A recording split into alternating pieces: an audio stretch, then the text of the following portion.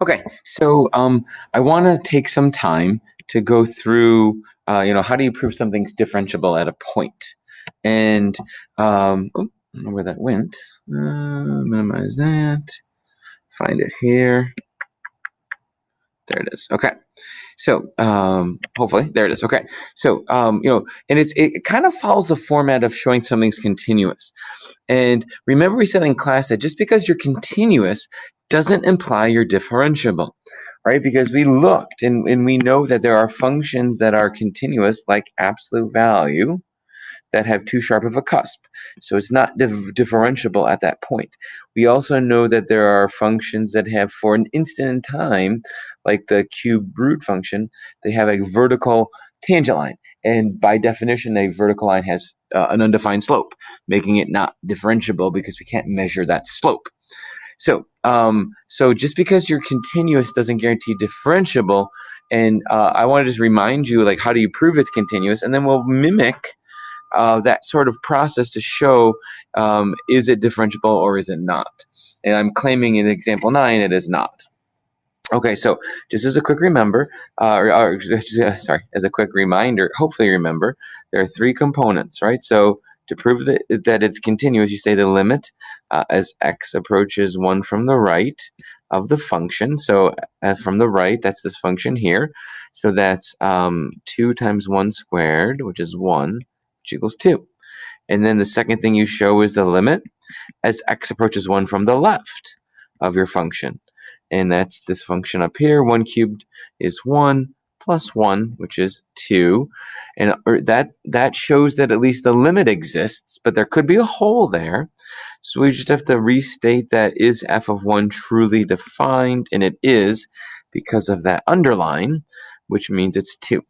Right, because 1 cubed plus 1. So all 3 of these pieces show and verify that f of x is continuous at that point in question. Continuous at x equals 1. And remember, that's kind of like the transition point of the 2 functions. Not only do we need to make them line up as a whole, but we need to also make sure the hole is filled in. So that shows that it's continuous.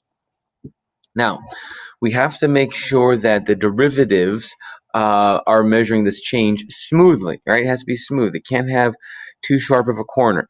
And even if it's, even if it's not a true absolute value, even if it's like, a cubic function that goes too sharply into a quadratic function, right? If there's too much of a drastic change, then we know that the function is not differentiable. So the first thing I might do is take a look at, well, what is the derivative of this function? And even though it's a piecewise function, we can still define the derivative of the pieces, like the derivative of that top, since it's just a polynomial function.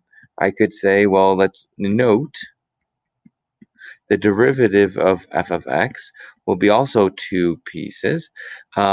So the first piece will be 3x squared plus 1. Oops, sorry. Close. There it is. 3x squared plus 1. And then the other piece would be, almost there, 4x.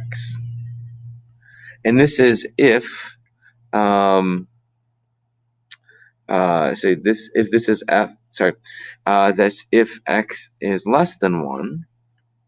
And this is if x is greater than 1. And notice I haven't really done anything with the underline just yet because I don't know if that's lining up.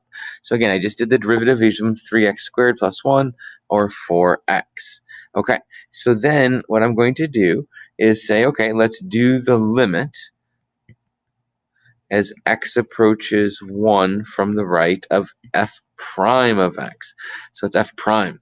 And if I put in 1 to the right, I'm going to get 4 times 1, which is 4. Now, the limit as x approaches 1 from the left of the derivative, which would be 3 times 1 plus 1. So 3 times 1 plus 1, which is also 4.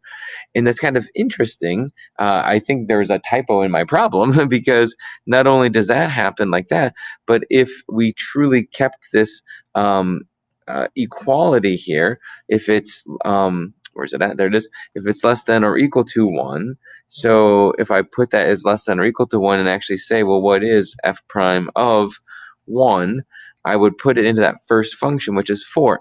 So I actually disagree with the problem. We just proved that f of x is differentiable at x equals 1.